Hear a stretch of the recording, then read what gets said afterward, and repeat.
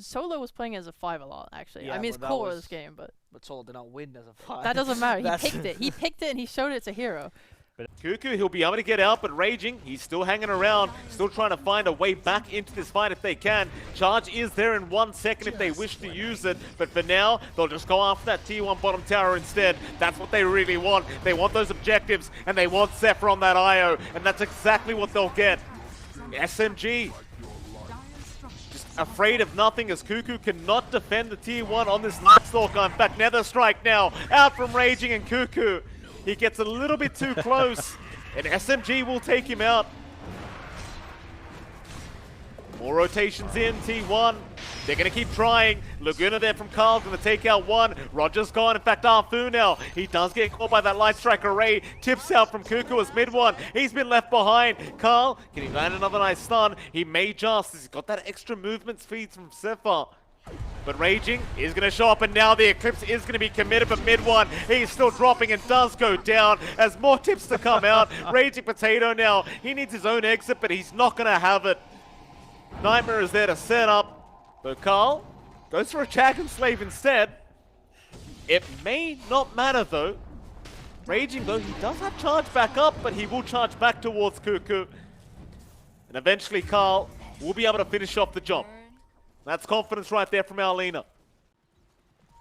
But SMG, you can just feel their blood boiling as they just want to keep chasing for more. Savage, he'll start a team fight now. Onto Arfu, the Light Strike array will land as the Aphotic Shooter is not going to be enough to save. Arfu was not level 6, so he could not get a time lapse off. Roger just could not keep him alive. Sacrifices being made on supports. They're still doing a good job of holding back though. Yeah, Moon's going to pop the ulti. Whitemon, he should drop. Brain Sap out, but he should just have no chance. Mid one will eventually take him out for his first kill of the game. Position. Carl and Savage are sharing farm in the top jungle. It's not enough to sustain both these farming cores, and now it's Savage. Chase down, charge on top as well. Mana's low as well. Raging, he'll be there with the Nether Strike, but he'll hold out for now as now he does commit. Nightmare is there from Whitemon. Savage still dropping Zephyr. He'll try to help keep alive as the Fiend's Grip is going to be out. They'll try to turn now. Raging, he's going to go down first. In fact, Moon, he may have gone too far on that DP. He's very low on HP himself as Cuckoo now. He'll rejoin the fight to boot with the side of T1. They'll just dive right in. Light Strike array out. It does catch the Abaddon. Moon's gone, and Roger, he'll be the third target. Savage just barely surviving thanks to Zephyr. And eventually they are able to turn. Much vision from T1, so they can't contest this. Yeah, you don't know about Roshan happening, but at the same time, they may not really be able to contest. Not without the Night Stalker ulti. Just give them that night vision. It is daytime after all, so SMG, they'll get the first Aegis of the game. Still holding on to a very slight net worth lead. SMG, into the mid lane they go. 23 Savage is going to be spotted as Moon is invis right now. The charge is going to come in. They want to focus down the Medusa, but Cuckoo, he'll pop the ulti, and now the Santa's out. They may lose Moon straight off the bat. He'll try to use up. It's not going to be enough though, and the Stone Gaze is going to petrify everybody as they catch Arfu, but he does get the Aphotic Shield time lapse, but it's not going to be enough. Carl finds him mid invis, and now they've got mid one in the Nightmare. They'll take everybody else out. Mid one's the last one left. He'll try to mad fight through it with the Aegis up. Maybe they can try to reinitiate, but it's not looking great for them as mid one will be left behind. Roger, he's still trying. Raging, he'll charge in. Mid one, he's on the run, and he might just make it, but Savage, he'll keep getting to work. Back on a Roger, they'll get a dieback. In fact, they're not done yet. Relocate was there onto Raging Potato, but they're having a look for mid one. And mid one does run into the triangle and kind of jukes them out. This will allow T1 to get that mid tier 1 tower as SMG, they don't want to let this one go down. Mid one, he's going to come back in and maybe bait, but mid one, you are getting very low, sir. He does back off at the right moment. In fact, Raging, he does find the IO, but Moon again, just dropping so darn low to the Laguna. Can they burst him down? Not quite yet, but Cuckoo, he'll go back in after Raging Potato, or will he? Crippling Fear is there. They want the DP down. Mid one, he'll reinitiate. Just lose some beams from a mile away. Just trying to stay alive and just get some damage out. But now they've got the Nightmare. Mid one, he's gone too far. He might be punished for this. And it looks like he will, but Carl, he will be so as well, as he does end up dropping to SMG. So you take Carl's life, but you give up mid one.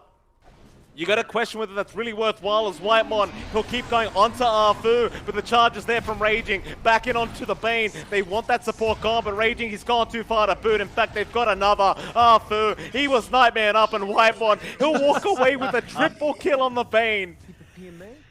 Oh my god. Flips is running. He wasn't doing damage with that ult. Now, T1, they're feeling confident, just running around. They've got the damage.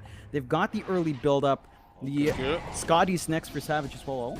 Oh, looks like Cuckoo's gone. Raging just doing so much damage. Cuckoo just gets bashed to death on the Night Stalker. Even during the nighttime, he is pretty susceptible if Raging gets his hands on him. That he does. Still, I mean, they are still buying plenty of space for Carl and Savage, and I think that's the main issue here for SMGs. They cannot slow down the cause of T1. It's Carl. Oh, he knows Arfu's around somewhere. Sakuchi just in the nick of time, but no, they've got a sentry there. Whitemon, he sees him. Into the Fiend Grip they go, and that'll be that pesky Weaver going down as Whitemon gets a mega kill streak on this Bane. Oh, Whitemon. It's not like he showed it on purpose to the world. I'm sorry, Whitemon, but, you know, it builds confidence. Raging, running into tree, they've got control. They've still got Nightmare to play with. He got baited there, John. Cuckoo knew exactly what he was doing.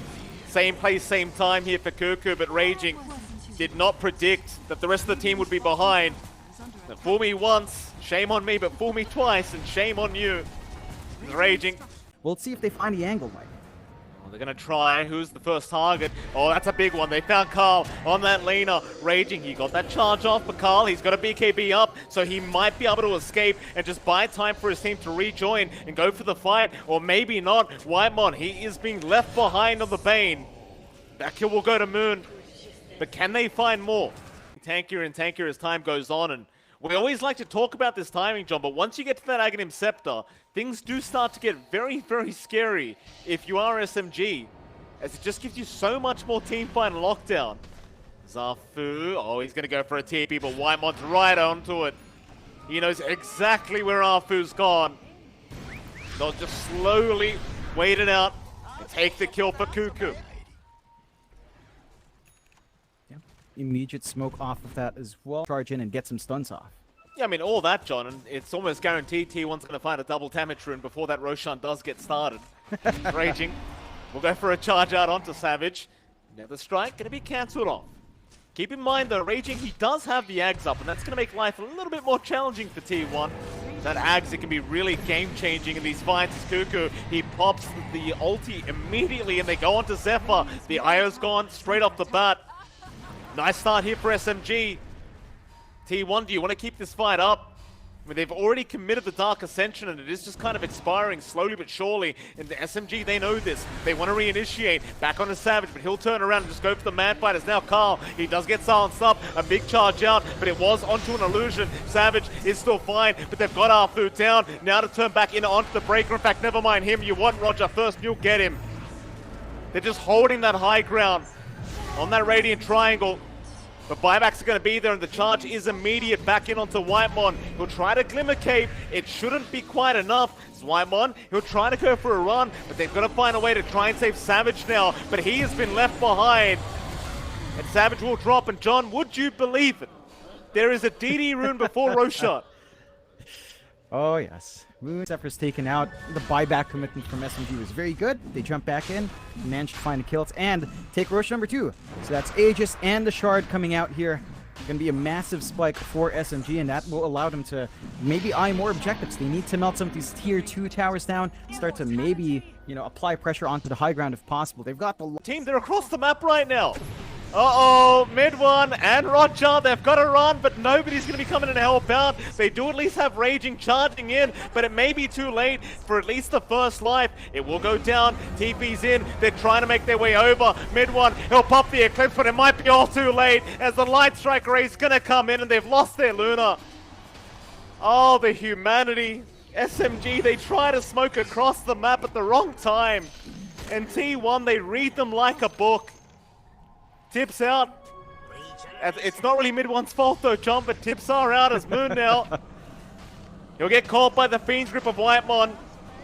And the pain is quite extreme here, with Cuckoo just whacking away. Carl, who else are we going to find, sir? So they're after Raging Potato.